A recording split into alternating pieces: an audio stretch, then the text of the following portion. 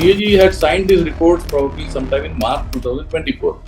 The reports have been laid only in February 2025, almost 11 months later. Now, CAG has to approach the Supreme Court for a review of this decision and review of the serious implications. Not only replies are furnished, records are delayed. In India's case, there is no written procedure. What are the qualifications for the CAG? How he is selected? Who selects them? Nothing is available in public domain. The Supreme Court, in that case which you mentioned, has very nicely given a way out, saying that CAG, if the subject comes for examination, he should recuse from himself that particular aspect of that particular subject. But does it really happen? Today at Asianet News, I am being joined by former DG of CAG, Comptroller and Auditor General of India, P. Sheshkumar. He has written a book called CAG Ensuring Accountability Amidst Controversies and Inside View. You can just talk a little bit about the functionality of CAG. See, Comptroller and Auditor General of India is created by the Constitution of India itself. That is, there are articles 148 to 151 which specify about this institution. It says there shall be a Comptroller and Auditor General of India, and it describes how it's to be appointed, what are its powers and all that, what it should do broadly. It is perhaps the only constitutional authority which has got about 4 or 5 articles devoted to itself in the Constitution. Number 2, no less than Bhimrao Ambedkar ji, who is the architect of our Constitution, he has declared in the debates in the Constituent Assembly that perhaps the CAG is the single most important officer under the Constitution. That he said in the context of, without CAG's approval, our CAG tries to ensure that the executive or the government or the ministries, they don't exceed the expenditure approved by the parliament. So, to that limited extent, CAG exercises that financial control and accountability to the parliament. The third thing is there is another statute called CAG's Duties, Powers and Conditions of Service Act. This specifies in more detail what is the duties, what are the duties, what are the powers, what are the conditions of service, how his independence is ensured, his expenditure in his office is charged expenditure, that is, it is not subjected to vote by parliament. He cannot be removed from office except under the process which is adopted for the Supreme Court judge. His status, salary, everything is protected. He is equal in level to the Supreme Court judge. Plus, he has full freedom in what to audit, how much to audit, what to report. All these facilities and powers have been extended to this authority. And what does this authority do? He audits the expenditure from the Consolidated Fund of India. The accounts of the government are in 3 parts: so the Consolidated Fund, Contingency Fund, and the Public Account. The main account is the Consolidated Fund. So whatever money is spent out of that fund, it is authorized by the Parliament. Only after that, these ministries and departments get to spend. And how it is spent, whether it is within the limits that has been authorized by the Parliament, plus whether it is really yielding any results, outcomes expected out of such schemes, expenditure, all this is supposed to be audited and reported by CAG. Similarly, receipts into the Consolidated Fund, for example, income tax receipts, goods and service tax receipts, direct, indirect taxes, those receipts also, whether they have been properly assessed, any loopholes are there, any different type of treatment, inconsistencies in application of law is there, some loss of revenues are there.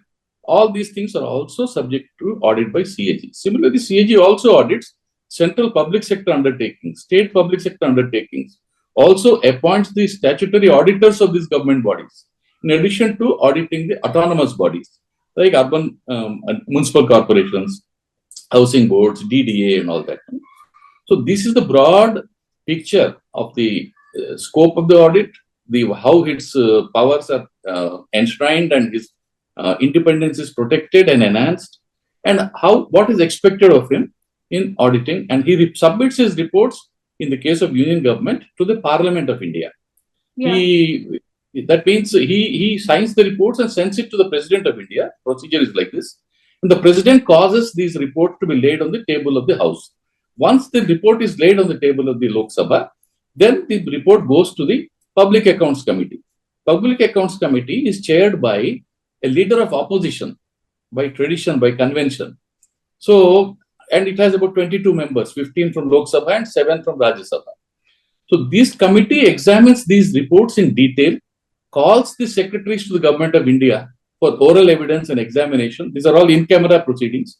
Then it gives its recommendations on CAG's findings. It's quite interesting that we are speaking at a time when a CAG report was recently tabled on in Delhi Assembly, and it pointed out at the irregularities in the excise policy, and it quoted some figure of about 2002 crore rupees.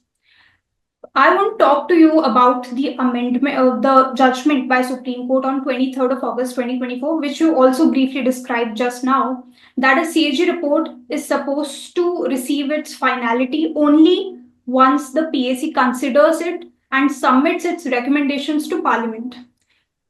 How justifiable this is, and do you want a re-examination of this? Because CAG, do you think, should have more power rather than being scrutinized by PAC first and then the procedure happens, the steps of any action to be taken against the irregularities or anything mischief pointed out by CAG?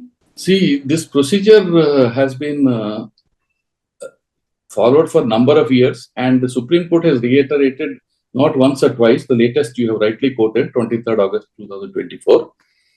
So, in view of the Supreme Court judgment, that is the law of the land, whatever Supreme Court says. So, it has to be followed faithfully. So, there is no way that CAG can say that I will not follow this order, or the Parliament will say, no, you can publicly, you can disclose your reports and go ahead making the reports public without coming to PAC. That is impossible. What is required actually is, see, this particular judgment and the implication of this judgment needs to be seriously examined by the CAG personally, number one, in his office. Personally, in the sense his office should examine, and they should take proper legal advice on how to proceed ahead. Because while deciding on this case, my understanding is probably CAG was not a party to this case. Without CAG being made a party, I think this decision has been given in a different case in Karnataka. Some CBI had filed a case and CBI did something on the basis of CAG's report. Hence, the Supreme Court said, no, you cannot do directly on the basis of CAG. Let PAC handle first the CAG report. That was the actually genesis. So now, having got this judgment from Supreme Court, now CAG has to approach the Supreme Court for a review of this decision and in view of the serious implications. Number two is, there is a possibility like media channels or public interest litigants or senior advocates who are interested in public welfare and accountability, they can themselves file a PIL in the Supreme Court referring to this particular judgment and how it could have an adverse impact on accountability, ensuring accountability through CAG. That is the second alternative available. But till such time that is done, I think CAG's hands are tied. He has to follow this procedure.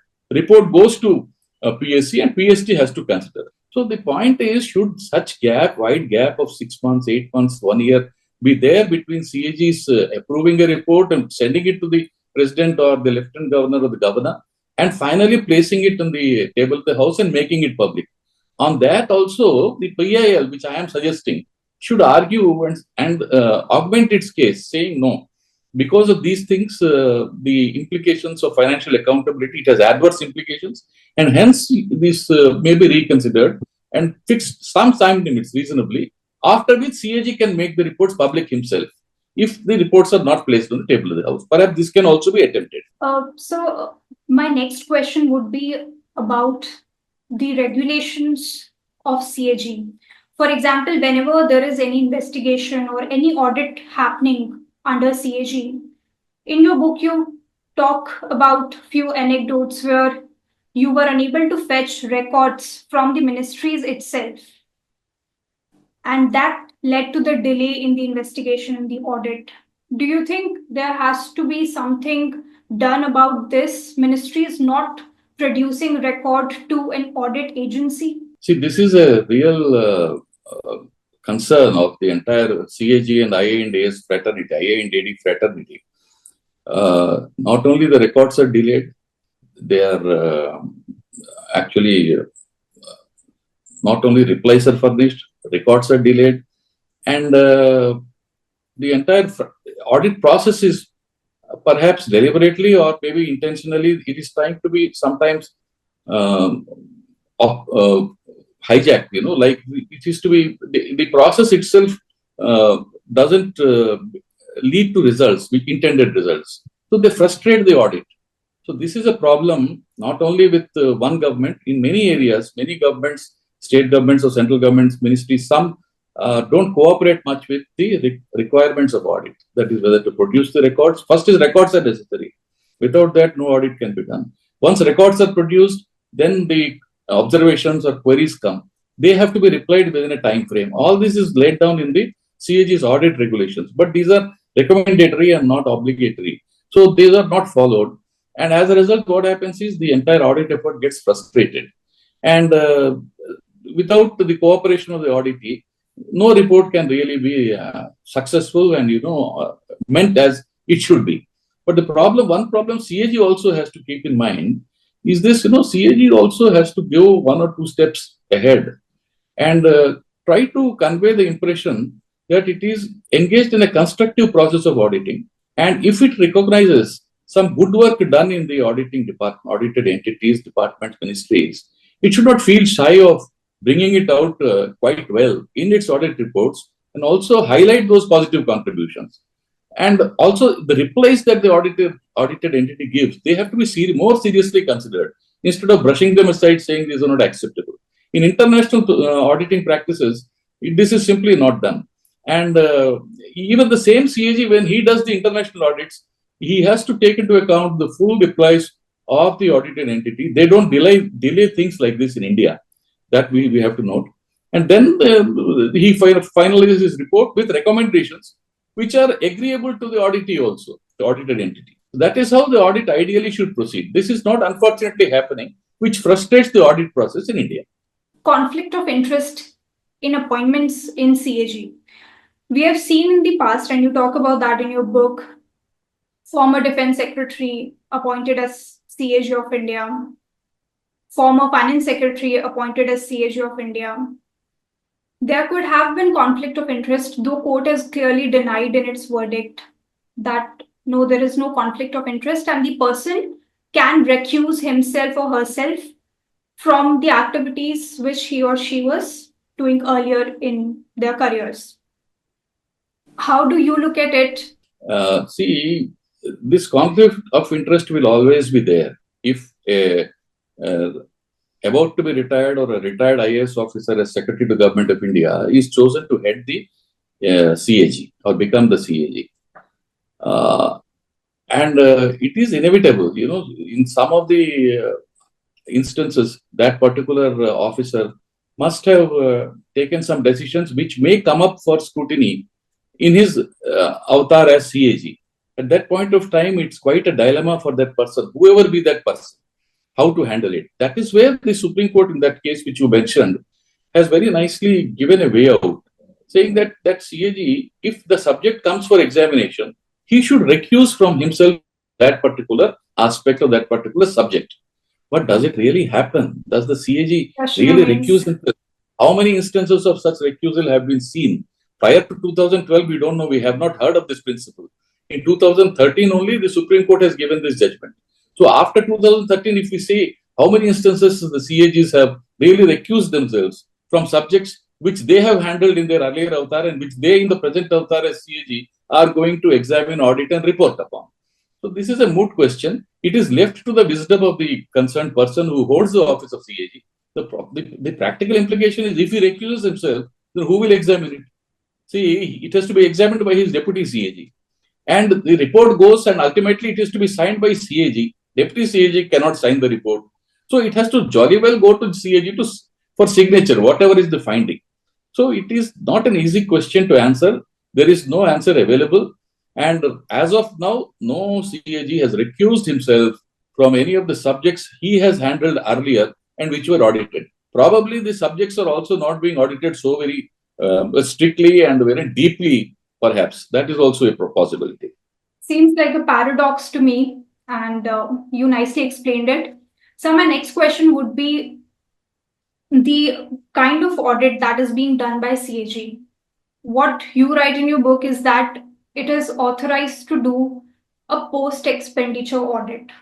And the meaning that you talk about in your book, the meaning of controller, that seems to be misleading when you have an organization which is only auditing post-expenditure and not exercising any preemptive control. Then I think it's another dilemma that we're looking at. See, this word comptroller, I explained briefly in my book also. You have read it, I'm sure.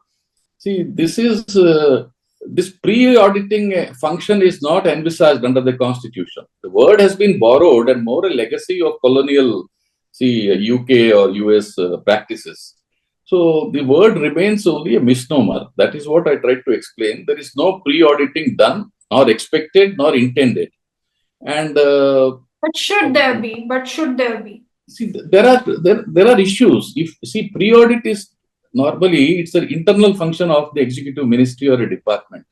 There are trained officers and experienced in that field of internal audit. Those officers are deputed for that particular function within the ministry or within the government or within the department. So that internal audit function is definitely a separate specialized agency function. There are qualifications, international qualifications also. Such qualified people should be engaged or are being engaged by the concerned ministries and departments for carrying out this internal audit. So it is not correct to say that internal audit is not at all being done. The second point is, should CAG do that internal audit or pre-audit, if I am saying so? So pre-audit is not envisaged under the Constitution or under the DPC Act.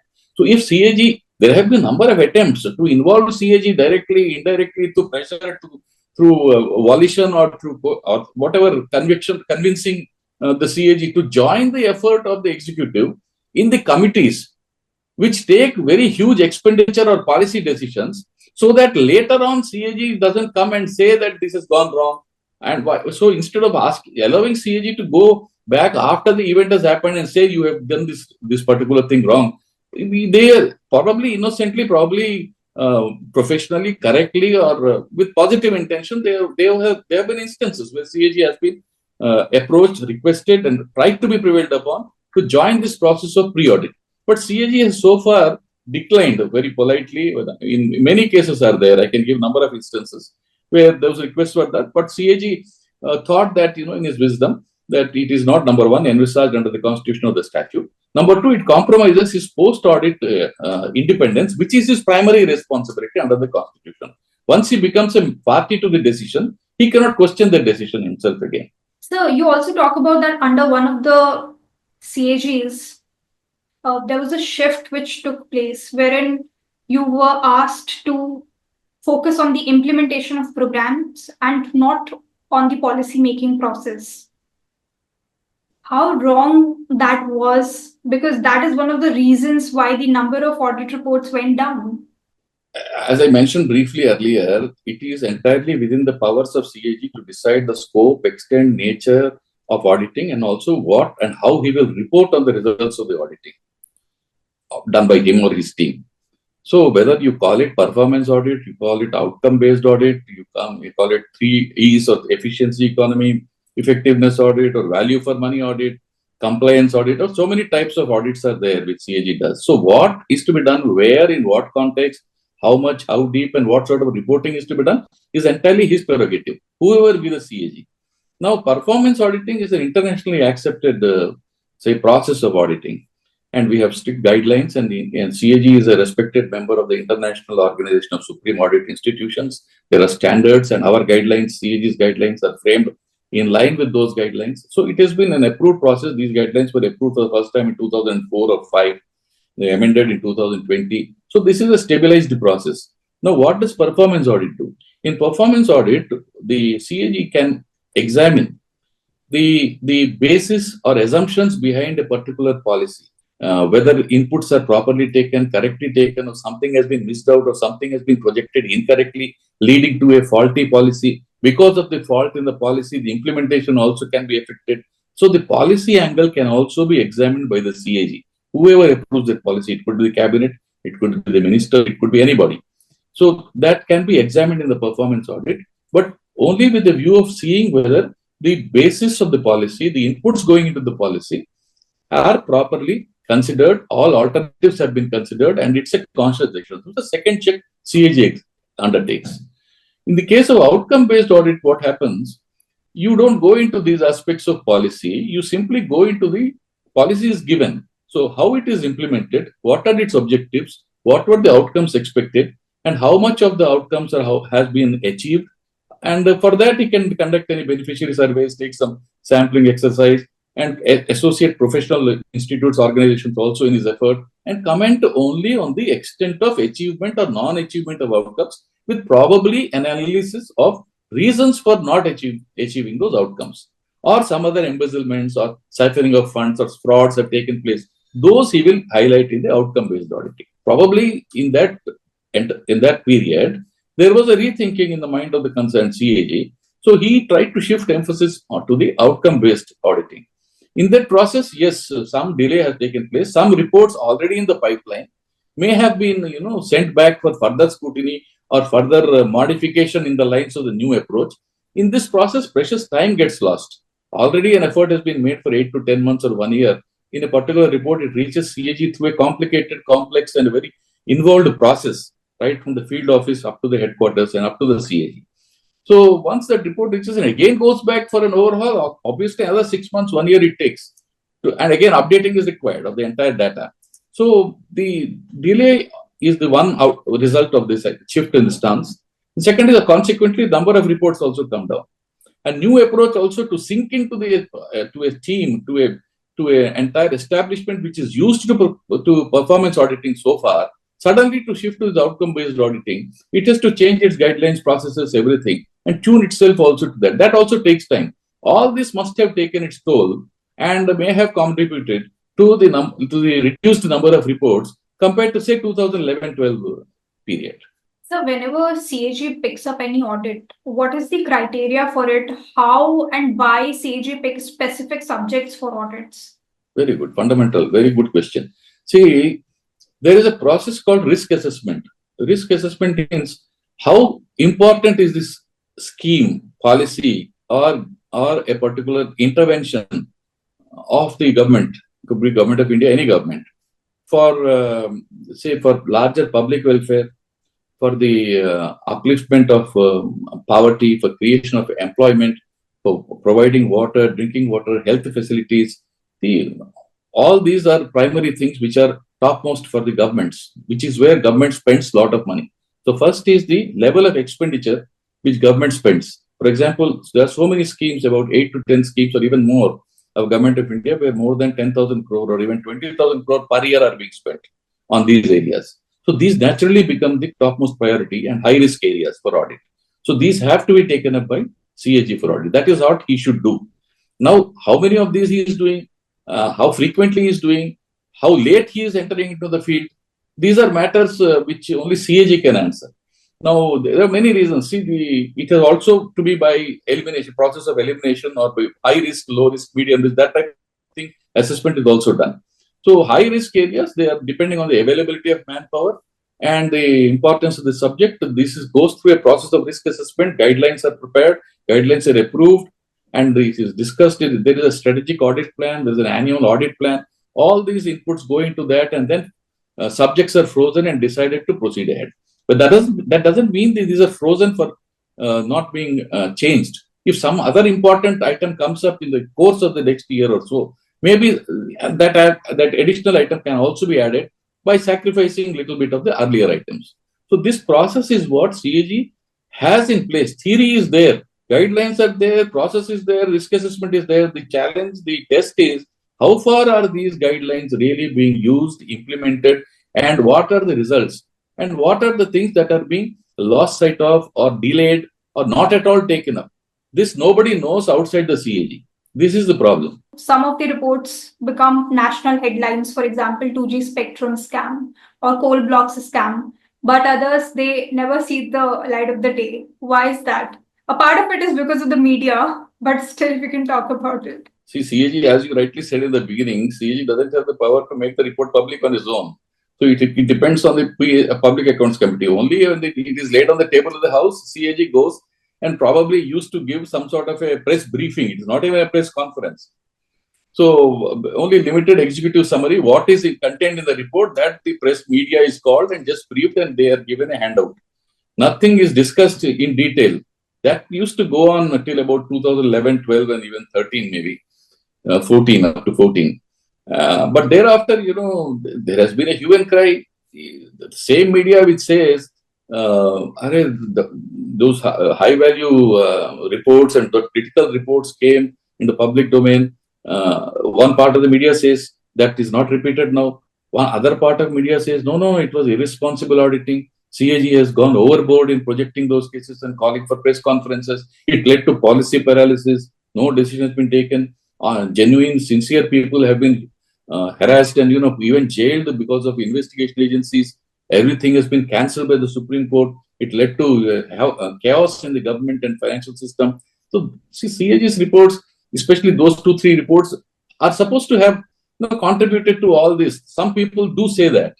But the point is, similar things, the words presumptive losses and windfall gains, for the last 12 years, you have not heard anywhere in the CAG's table. The reports that are coming out of CAG's table.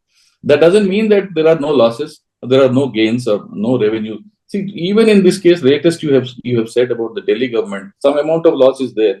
But CAG cannot say there is a 1 lakh crore loss when there is only a 2,000 crore or 3,000 crore amount he could arrive at. So it depends on the subject and the level. So it is not that CAG is not doing his audits, he is doing his audits, but that type of subjects are no longer there. All those coal blocks have been e-auctioned, spectrum has been auctioned. So all these major big ticket items, they are not anymore available for such sort of a examination and maybe commenting. Sir, I also want to talk about the appointment of CAG in India. Do you think there has to be some procedural changes? Because right now what we have is the cabinet secretary, recommends few names and then prime minister recommends it to the president and then the appointment happens. Do you think that there has to be some change in that to have more transparency? In India's case, there is no written procedure. What are the qualifications for the CAG? How he is selected? Who selects them? Nothing is available in public domain. Why don't we have, for such an important constitutional authority, a system similar to the vigilance commissioners or election commissioners who are constitutional bodies, where there is a committee and there is a process and there is a procedure, statutory procedure. Why don't we have that sort of a procedure to make it more transparent, so that the appointment becomes that much more respected and acceptable across the board? But having said that, let us see that right from the beginning, the CAG has been appointed and he has been a choice of the Prime Minister. What happens to CAG's reports? It goes to a committee, and committee is headed by whom? It is by a member of parliament who is from the lead of the opposition party. It is not that the ruling party is sitting and deciding on CAG's reports. There are 22 members. Out of that, opposition party members, other party members are also given representation. Chairman is from the opposition party.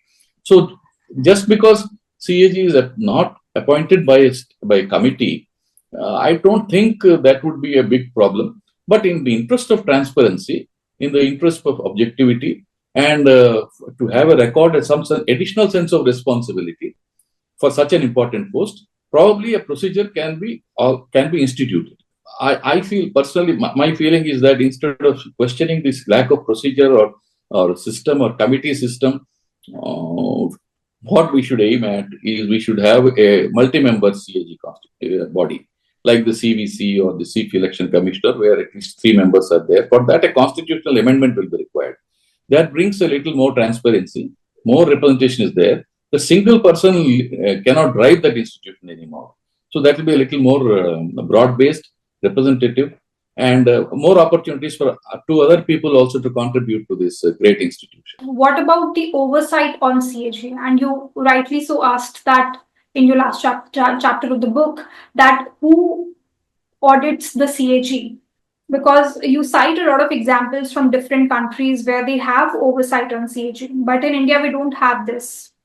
Yes, see, CAG's oversight mechanism is self-imposed. His expenditure, that is the expenditure on his office, is anyhow charged expenditure. So it doesn't sound reasonable or sensible to have audit of that particular expenditure. So there are two parts to this auditing CAG. One is the expenditure part. How much is he receiving, on what is he spending, and how is it spent? So some objective report from a third party is advisable, number one. Number two is the other part, that's the voted expenditure. Charge expenditure, anyhow, no, nothing is required for that. For the voted part of expenditure, which is substantial, about 5,000 crores is the budget of CAG every year. So definitely some sort of a report is necessary. But then this report doesn't go to Parliament in the formal way. It is an informal way of himself, CAG, voluntarily placing how he has spent the money, on what he has spent the money. He himself is saying. So there is no independent audit report on that. Third point is CAG is also now very much deeply into for the last 20, 30 years into international audits. So that international audits of United Nations, the World Health Organization, International Labour Organization, International Atomic Energy Agency, World Health, so many institutions are there which he is auditing, and a very good name CAG has earned in that field. So there also that expenditure, nobody knows, how much is come and what it is spent on. The one argument is that it is not forming part of the Consolidated Fund of India. That's a fundamental question which needs a separate examination. All receipts which CAG does receive, one argument is it should form part of the Consolidated Fund, then he should get it voted and then spend the money.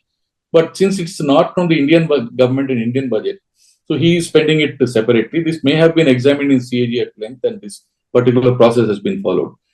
I am more concerned about auditing CAG's procedures, the performance auditing guidelines, adherence to standards, how subjects are selected, why subjects are not selected, how much time is taken in performance audits, how many subjects are dropped after taking performance audits, how much time is spent or wasted, how much resources are wasted, what are the lessons learned, what are the peer reviews. So, a lot more need for transparency in CAG's functioning is required. That is why I made the title of the chapter as who audits the CAG. Audit doesn't mean only the expenditure part. Thank you so much, sir, for talking to us about the reforms that you envisage for CAG and its workings. And I must say that the book contains a lot of anecdotes for anyone who would want to revisit all these scams that happened and the crucial CAG reports and the environment during that time. Thank you once again. I hope that our viewers go ahead and read your book, which is a great insight for anybody who wants to know about the workings for CAG. Thank you so much, sir. In fact, I'm happy you have read the report. Thank you very much.